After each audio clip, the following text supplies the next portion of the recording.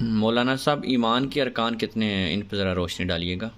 ایمان کے ارکان 5 ہیں جو قرآن سے ثابت ہیں، اور ایک رکن وہ حدیث سے ثابت ہے، تو یہ کل 6 بنتے ہیں۔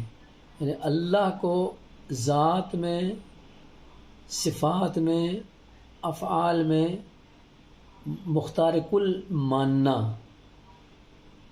کسی کو اللہ کے ذات، صفات، افعال میں شریک نہ سمجھنا، یہ اللہ پر ایمان لانا ہے۔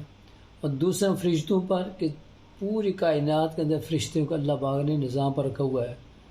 کوئی یہ ہے کہ جان نکالنے پر، کوئی بارشوں پر، کوئی بادلوں پر، کوئی رزقوں پر، کوئی پہاڑوں پر، کوئی انسانوں کے ساتھ لگے ہوئے، ان کی یہ ہے کہ اچھائی برائی لکھنے پر۔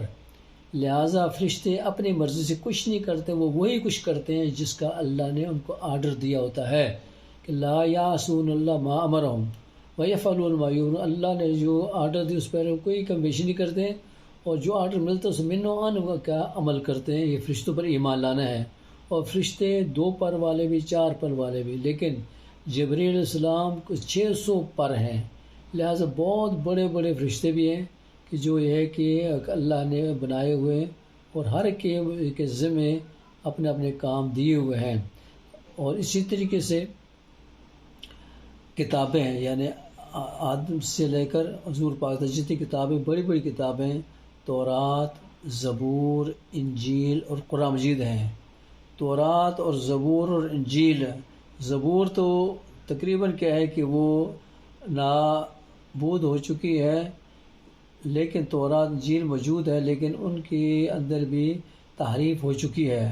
صرف قرآن ہی کیا ہے کہ جو اس وقت تک محفوظ ہے، کسی زبر زیر پیش میں، کسی حرف میں، کسی جملے میں کوئی کیا ہے کہ فرق نہیں آیا ہے۔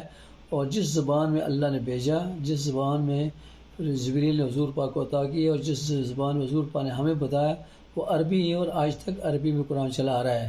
اللہ نے اس لیے کہا، فرمایا انا نحن نزلنا الذکر وَإِنَّا لَهُ لَحَافِظُونَ، ہم نے ذکر کو یعنی قرآن مجید نازل کیا اور ہم اسی کے محافظ ہیں۔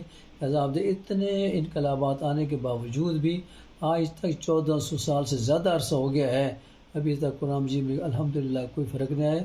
اور اس کے حافظ قرآن دیکھیں آپ کتنے کروڑوں میں ہیں۔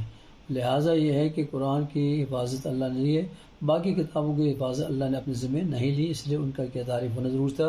دوسرا وہ زمانے کے لحاظ سے اپنے اپنے زمانے میں تھی، یہ قرآن مجید کیا ہے قیامت تک کے لیے، اس لیے اس کے اندر کوئی فرق وغیرہ نہیں آ سکتا، اور اس کے اندر تمام انسانوں کے لیے تعلیمات موجود ہیں۔ اللہ پاک عمل کے توفیق عطا فرمائے۔ آگے کیا ہے کہ قرآن مجید اور اس نبی کو ماننا، آدم علیہ السلام پہلے نبی ہیں، حضور پاک آخری نبی ہیں۔ تقریباً کیا ہے کہ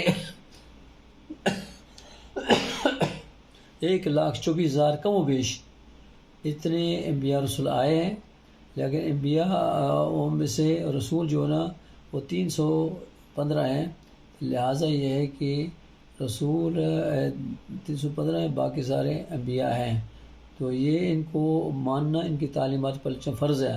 ہمارے اسلام کے اندر کے آدم سے لے کر حضور پاک تک تمام انبیاء کو ماننا فرض ہے، کسی ایک نبی کے انکار بھی کفر ہے۔ لہٰذا باقی یہودیوں کو اور عیسائی نزدیک ایسا نہیں ہے۔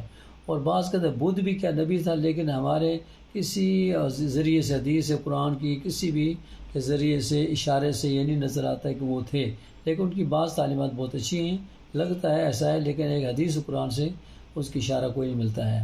تو یہ قرآن مجید کو ماننا، اور پھر آخرت ہے، یعنی سارا کیا ہے کہ یہ جو نظام اللہ پاک نے دین کا رکھا ہوا ہے کہ اچھا کرے گا اس کو اس کا پھل ملے گا، اور جو برا کرے اس کو اس کا پھل ملے گا، ایک کے لیے جنت، ایک کے لیے دوزخ، ایک کے لیے اللہ کی رضا، ایک کے لیے اللہ کی ناراضگی۔ یہ اس لیے کہ حساب کا دن مقرر ہو، اگر حساب نہیں ہے، ہار جیت کا پتہ ہی نہیں ہے، کوئی پاس فیل کا پتہ ہی نہیں ہے، رزلٹ کا کوئی فائدہ نہیں ہے، پھر کوئی محنت نہیں کرتا۔ لہٰذا قیامت کا آنا ضروری تاکہ ہر ایک کو اپنے کیے کی اس کا بدلہ مل سکے۔ لہٰذا جن لوگوں کو دنیا میں اچھے کام کے لیے ان کو کوئی صلاح نہیں ملا، قیامت میں ان کو ملے گا۔ اگر ایسا نہ ہو تو پھر دلچسپی ختم ہو جاتی ہے۔ لہٰذا اللہ نے کیا فرمایا، تبارک الذی بیدہ الملک وہو علی کل شیء قدیر الذی خلق الموت والحیاۃ لیبلوکم ایکم احسن عملا وہو العزیز الغفور۔ اللہ نے موت اور حیات کو اس لیے پیدا کی ہے تاکہ تم بھی سارے کو آزمائے کہ کون کس طرح کا عمل کرتا ہے، تاکہ اس کو اس جیسا پھل مل سکے۔ اور چھٹی جو ہے نا وہ ہے اچھی بری قسمت ہے، یا اللہ نے بنائی ہے تو اللہ نے ہے کہ اچھی بری تقدیر لکھی ہوئی ہے، تو لہٰذا یہ ہے کہ یہ کہنا کہ نہیں میں ایسا کرتا ایسا ہوتا، میں ایسا کرتا ایسا ہوتا، ایسا نہیں ہے، بلکہ جو اللہ کی طرف سے پہلے سے مقرر ہونا وہی ہے، تو لہٰذا یہ ہے کہ اس پر ایمان رکھنا یہ ہمارے مسلمان کے لیے فرض ہے۔